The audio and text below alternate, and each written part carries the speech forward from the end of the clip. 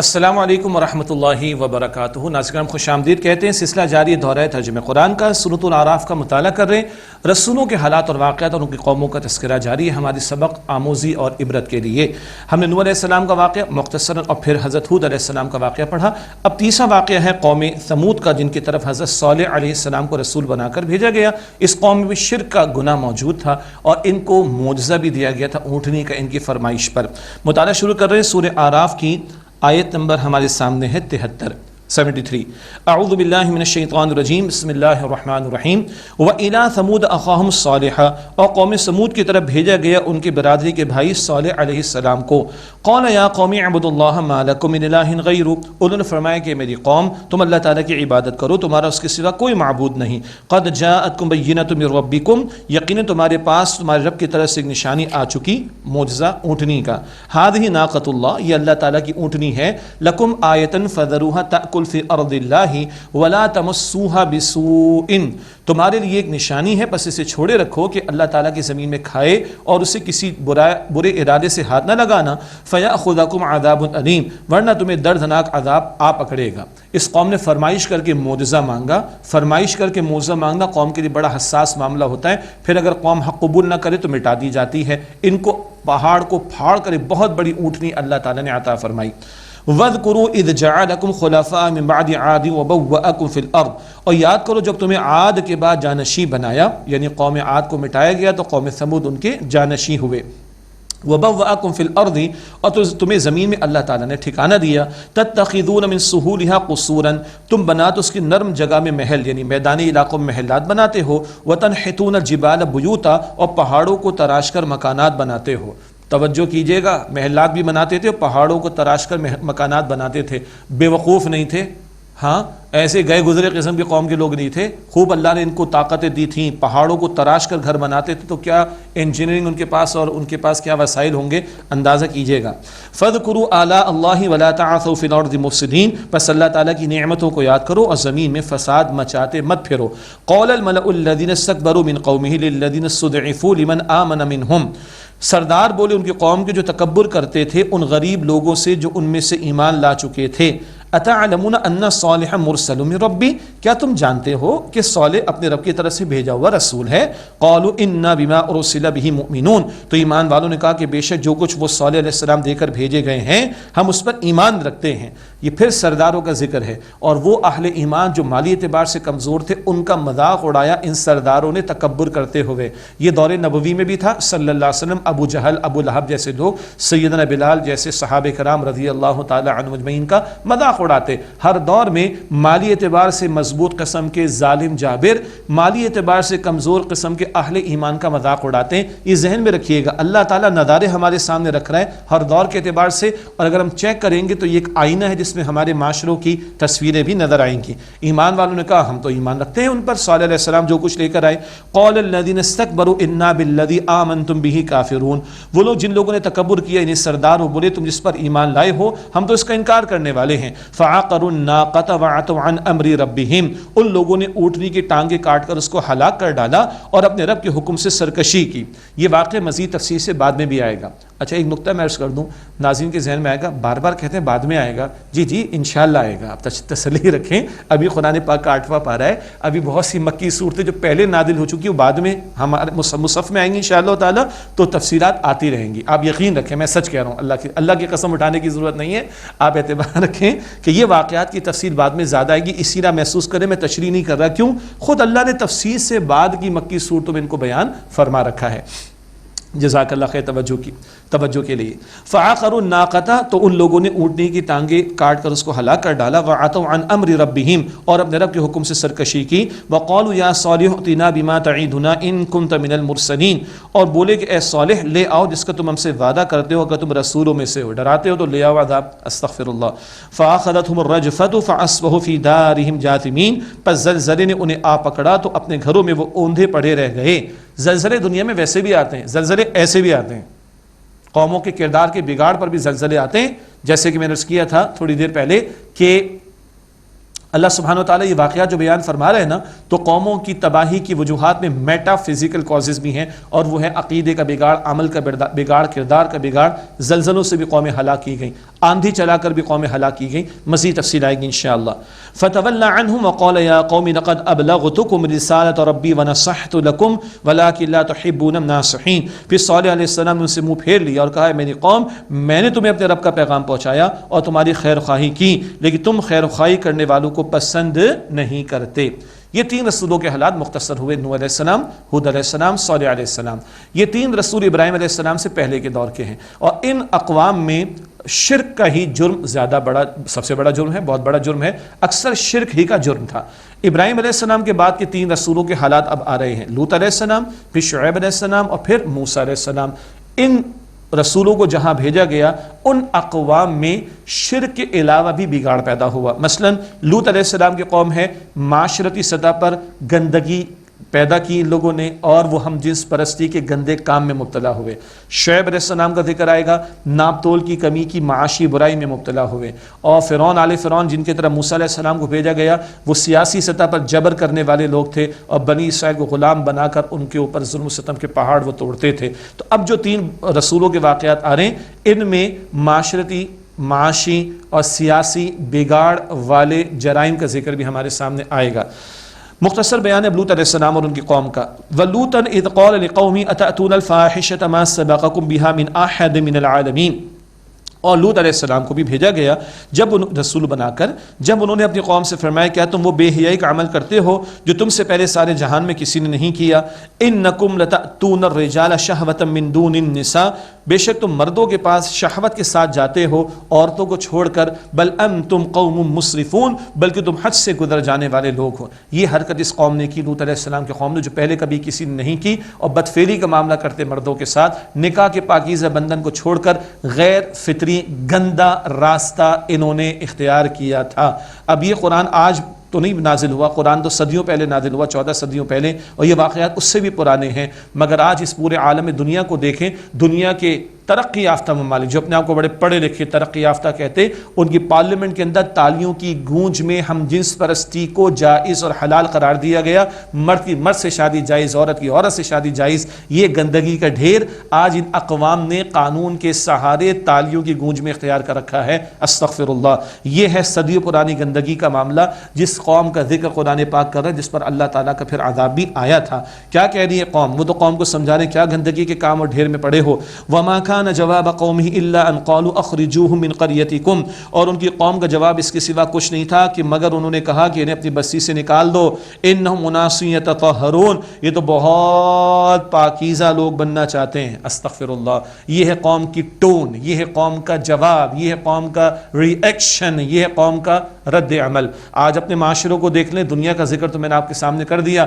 مسلم معاشروں کی بات کر لیں، مسلم معاشروں میں کچھ لوگ کھڑے ہو گئے، تھوڑے سے، بہت تھوڑے سے، لیکن جو نکاح کا مذاق اڑا رہے ہیں، ہاں گھر گھر ہستی کے معاملات کا مذاق اڑا رہے ہیں، عورت کے پردے میں رہنے کا مذاق اڑا رہے ہیں، نکاح کے بندھن کے نتیجے میں عفت والی زندگی کا مذاق اڑا رہے ہیں، اور معاذ اللہ گندگی اور کس طرح کی باتیں کی جا رہی ہیں. مسلم معاشرے پر دجالی تہذیب کو پروموٹ کرنا بلکہ اس کو تھوپنے کی کوششیں کی جا رہی ہیں. اقوام متحدہ کی سطح پر اس طرح کے گندے کاموں کو پروٹیکشن دے دی گئی ہے قانون کے سہارے، اور کہا جا رہا ہے کہ جنہوں نے سگنیچر کیا، جن میں مسلم ممالک بھی شامل ہیں، وہ بھی اپنے اس طرح کی چیزوں کو پروموٹ کریں جس میں ہم جنس پرستی کا گندا کام بھی شامل ہے، جس پر ایک قوم تباہ کی گئی تھی. آج تہذیب کے متوالے، دجالی تہذیب کے متوالے عفت و پاک دامنی کی دعوت دینے والوں کا مذاق اڑاتے ہیں. ان کو زنا کے کام بڑے پسند ہیں، بے پردگی کا کام پسند ہے، بے حیائی کے کام پسند ہے، فحاشی اور یعنی کے کام پسند ہے، شیطانی کام ان کو پسند ہے. مگر نکاح کا پاکیزہ بندھن، گھروں کو مضبوط کرنے والی بات، عفت کی بات، پاک دامنی کی بات، محرم نامحرم کی تمیز کا معاملہ، تقدس کی بات، احترام کی بات، اور زنا کے راستوں کی پابندی کی بات، وہ ان سے ہضم نہیں ہوتی. استغفر اللہ. اللہ حفاظت فرمائے. اس قوم نے کیا کہا؟ نکالو ان کو اپنی بستیوں سے. یہ بہت زیادہ پاکیزگی حاصل کرنے والے لوگ بننا چاہتے ہیں. یہ قوم کی ٹون تھی. اللہ تعالیٰ فرما رہا ہے فَأَنْجَيْنَاهُ وَأَهْلَهُ إِلَّا امْرَأَتَهُ كَانَتْ مِنَ الْغَابِرِينَ، تو ہم نے انہیں نجات دی، یعنی حضرت لوط علیہ السلام کو اور ان کے گھر والوں کو، اور گھر والوں میں صرف ان کی بیٹیاں ہی شامل تھیں بس. إِلَّا امْرَأَتَهُ، سوائے ان کی بیوی کے، كَانَتْ مِنَ الْغَابِرِينَ، کہ جو پیچھے رہ جانے والوں میں سے تھی. بیوی نافرمان رہی، اسے نافرمان قوم کا ساتھ دیا، اللہ کی پکڑ میں مبتلا ہوئی. پیغمبر کی بیوی ہے مگر پیغمبر کے ساتھ شامل نہیں، اور مجرمین کا ساتھ اس نے دیا تو اللہ کے عذاب میں مبتلا کر دی گئی۔ وَأَمْطَرْنَا عَلَيْهِمْ مَطَرًا، اور ہم نے ان پر ایک بارش برسائی، کون سی؟ پتھروں کی بارش۔ اللہ اکبر۔ فَانظُرْ كَيْفَ كَانَ عَاقِبَةُ الْمُجْرِمِينَ، پس دیکھ لو مجرمین کا انجام کیسا ہوا۔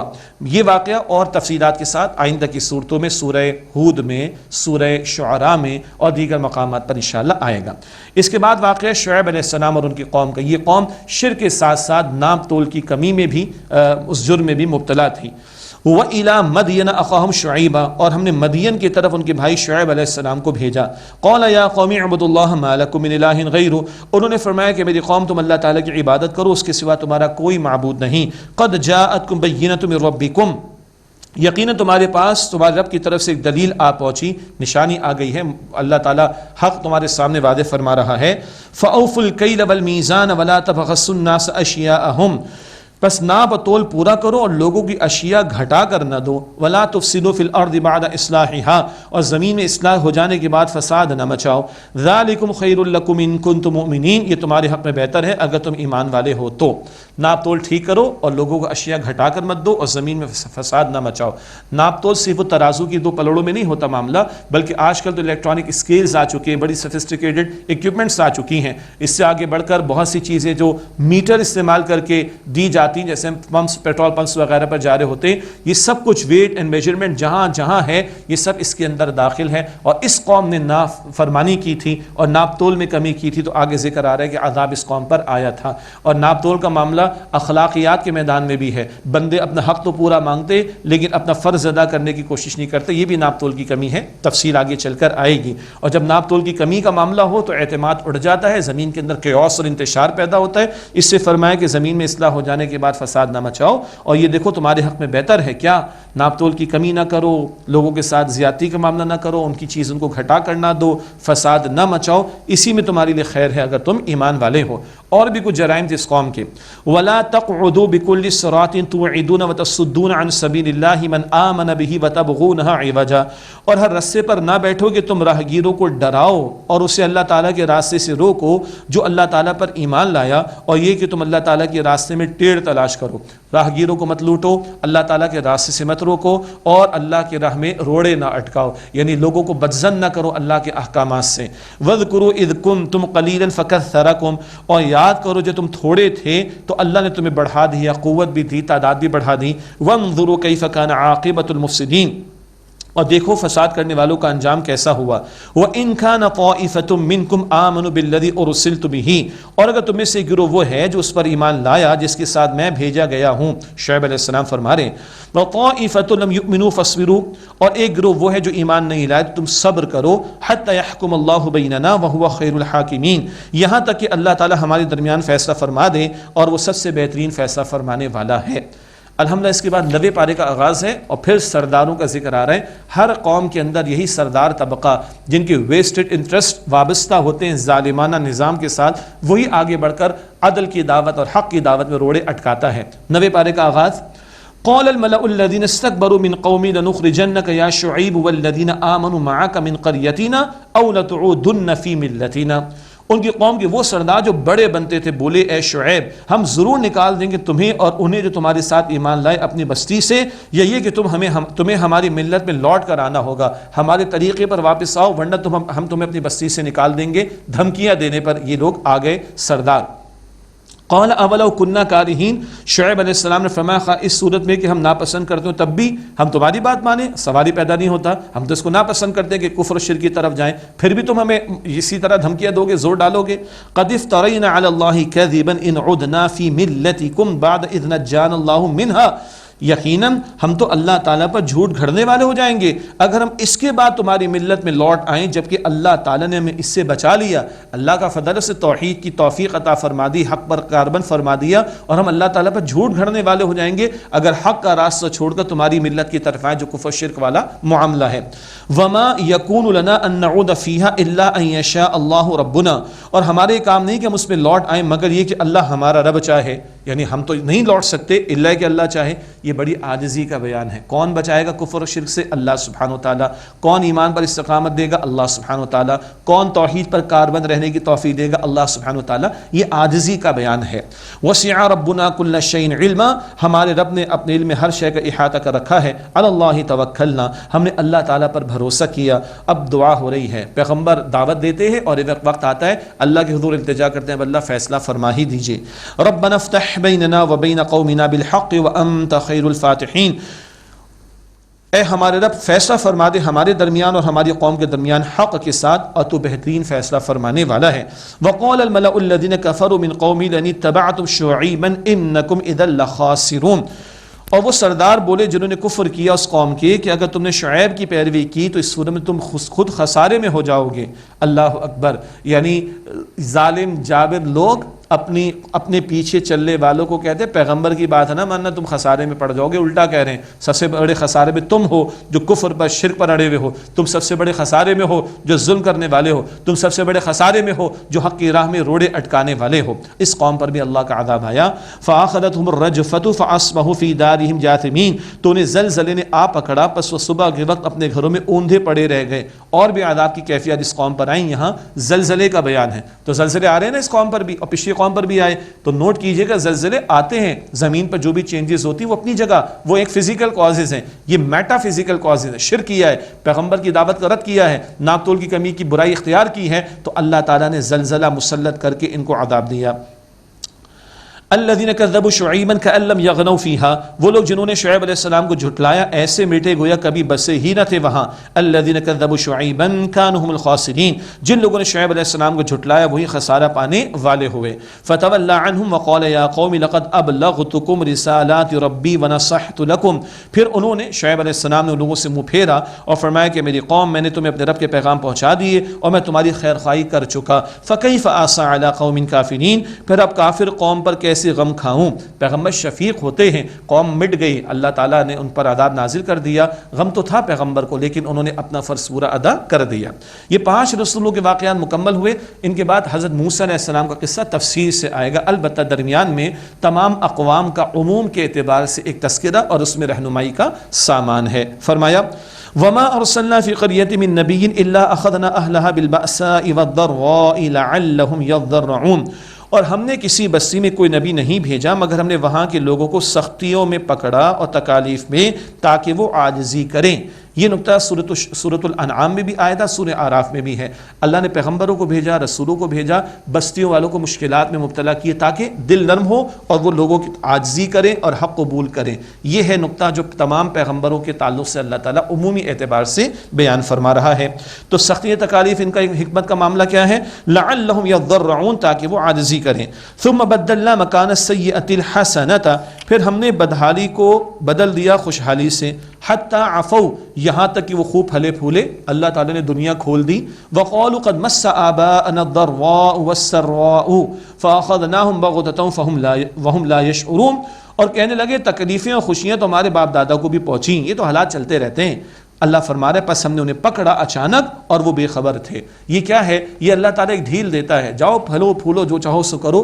جب ضد پر اڑ گئے، تکبر پر اڑ گئے، حق کا انکار جانتے بوجھتے کر دیا تو اللہ دنیا کھول دیتا ہے اور پھر یک دم اللہ پکڑ فرماتا ہے اور انہیں شعور بھی نہیں ہوتا. یہ ہے عموم کے اعتبار سے اقوام کا بیان. فرمایا وَلَوْ أَنَّ أَهْلَ الْقُرَىٰ آمَنُوا وَاتَّقَوْا لَفَتَحْنَا عَلَيْهِمْ بَرَكَاتٍ مِّنَ السَّمَاءِ وَالْأَرْضِ، اور اگر بستیوں والے ایمان لاتے اور تقوی اختیار کرتے تو یقیناً ہم ان پر برکتیں کھول دیتے آسمان و زمین سے. وَلَٰكِن كَذَّبُوا، لیکن انہوں نے جھٹلایا.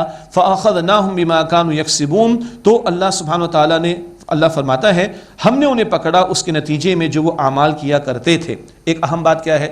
بستیوں والے ایمان لائیں اور تقوی اختیار کریں، اللہ آسمان سے بھی برکتیں دے گا، زمین سے بھی دے گا. تقوی وہ بہت بڑا ذریعہ خوف خدا، گناہوں سے بچنا، نافرمانیوں سے بچنا، کہ جس پر اللہ آسمان سے بھی برکت عطا فرمائے گا، زمین سے بھی برکت عطا فرمائے گا. یہ ہمارے مسائل کا ایک حل ادھر عطا ہو رہا ہے. لیکن لوگوں کا معاملہ کیا رہا؟ جھٹلایا انہوں نے، تو اللہ فرماتا ہے فَأَخَذْنَاهُمْ بِمَا كَانُوا يَكْسِبُونَ، پس ہم نے انہیں پکڑا اس کے نتیجے میں جو وہ اعمال کیا کرتے تھے. أَفَأَمِنَ أَهْلُ الْقُرَىٰ أَن يَأْتِيَهُمْ بَأْسُنَا بَيَاتًا وَهُمْ نَائِمُونَ، کیا بستیوں والے بے خوف ہو گئے کہ ان پر ہمارا عذاب راتوں رات آ جائے جبکہ وہ سوئے ہوئے ہوں؟ اَوَا أَمِنَ أَهْلُ الْقُرَىٰ أَن يَأْتِيَهُمْ بَأْسُنَا ضُحًّى وَهُمْ يَلْعَبُونَ، کیا بستیوں والے اس سے بے خوف ہو گئے ہیں کہ ان پر ہمارا عذاب دن چڑھے آ جائے جبکہ وہ کھیل کود میں مصروف ہوں؟ أَفَأَمِنُوا مَكْرَ اللَّهِ، کیا وہ اللہ تعالیٰ کی تدبیر سے بے خوف ہو گئے؟ فَلَا يَأْمَنُ مَكْرَ اللَّهِ إِلَّا الْقَوْمُ الْخَاسِرُونَ، تو اللہ تعالیٰ کی تدبیر سے وہی لوگ بے خوف ہوتے ہیں جو خسارہ اٹھانے والے ہیں۔ یہ اللہ تعالیٰ ہمیں سبق دے رہا ہے۔ ہاں، ہر دور میں اللہ تعالیٰ نے یہ واقعات دکھا دیے کس طرح لوگ پھلے پھولے ہیں، خود خوب دنیا کی عیاشیوں میں لگے رہے، پھر اللہ تعالیٰ کی پکڑ آ گئی۔ تو کیا بستیوں والے بے خوف ہو گئے؟ رات میں عذاب نہیں آ سکتا، دن میں عذاب نہیں آ سکتا، اللہ کی پکڑ نہیں آ سکتی؟ جی، اور اللہ تعالیٰ کی پکڑ سے، عذاب سے کون ہی لوگ بے خوف ہوتے جو کہ خسارہ پانے والے ہیں۔ اللہ تعالیٰ اپنی ذات کا ہمیں توکل بھی عطا فرمائے، اللہ تعالیٰ اپنی ذات کا خوف بھی عطا فرمائے، اور اللہ تعالیٰ اپنے متقی بندوں میں ہمیں شامل فرمائے۔ بعد والوں کے لیے رہنمائی کا سامان۔ اولم یہد للذین یرثون الارض من بعد اہلها ان لو نشاء اصبناہم بذنوبہم، کیا ان لوگوں کو ہدایت نہ ملی جو زمین کے وارث ہوئے وہاں کے رہنے کے والوں کے بعد، کہ اگر ہم چاہتے تو ان کے گناہوں کے سبب ان پر مصیبت ڈال دیتے؟ جانے والے چلے گئے، مٹنے والے مٹ گئے، باقی رہنے والوں کو بتایا جا رہا ہے تمہیں عبرت نہیں مل رہی؟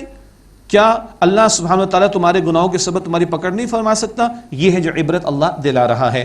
وَنَطْبَعُ عَلَىٰ قُلُوبِهِمْ فَهُمْ لَا يَسْمَعُونَ، اور ہم ان کے دلوں پر مہر لگاتے ہیں پس وہ سنتے نہیں ہیں۔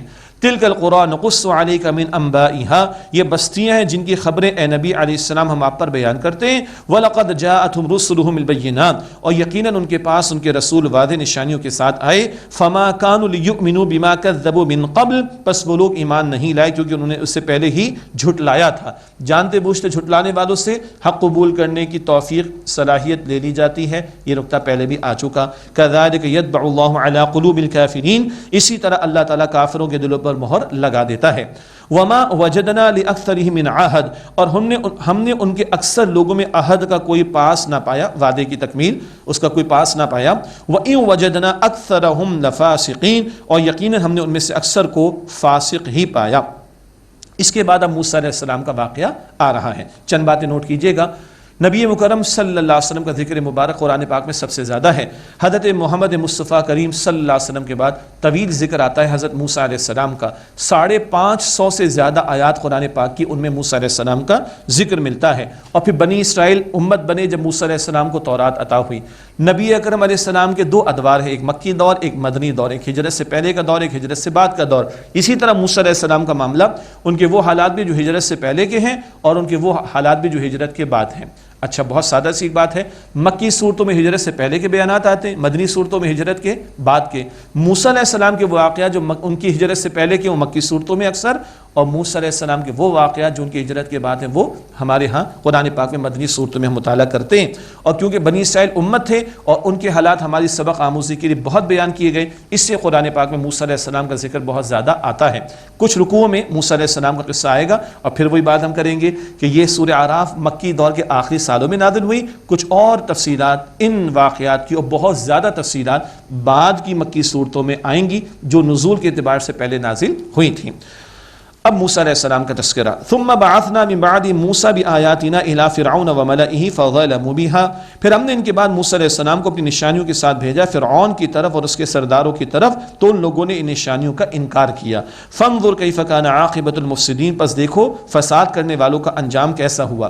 موسیٰ علیہ السلام کی قوم بنی اسرائیل ہے، وہ غلام تھے فرعون کے، ان سے نجات دلانا ان کا ایک مشن تھا، اور فرعون اور آل فرعون کی طرف بھی موسیٰ علیہ السلام کو بھیجا گیا، معجزات دیے گئے جن کا ان لوگوں نے انکار کیا تھا۔ قرآن پاک بیان کر رہا ہے وقال موسیٰ یا فرعون انی رسول من رب العالمین، اور موسیٰ علیہ السلام نے فرمایا کہ موسیٰ علیہ السلام نے فرمایا فرعون، بے شک میں تمام جہانوں کے رب اللہ تعالیٰ کی طرف سے بھیجا گیا رسول ہوں۔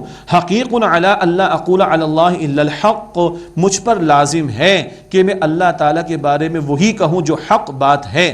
قد جئتکم ببینۃ من ربکم فارسل معی بنی اسرائیل، یقیناً میں تمہارے پاس تمہارے رب کی طرف سے واضح نشانیاں لایا ہوں، پس میرے ساتھ بنی اسرائیل کو بھیج دے۔ بنی اسرائیل کو غلام بنا رکھا تھا، اس کا ذکر ہو رہا ہے، اور معجزات موسیٰ علیہ السلام کو عطا ہوئے ہیں۔ قال ان كنت جئت بآیۃ فأت بها ان كنت من الصادقین، فرعون بولا اگر تم کوئی نشانی لائے ہو تو لے آؤ اگر تم سچوں میں سے ہو۔ فألقى عصاه فإذا هي ثعبان مبين، پس موسیٰ علیہ السلام نے اپنے عصا کو ڈالا تو اچانک وہ صاف اژدہا ہو گیا.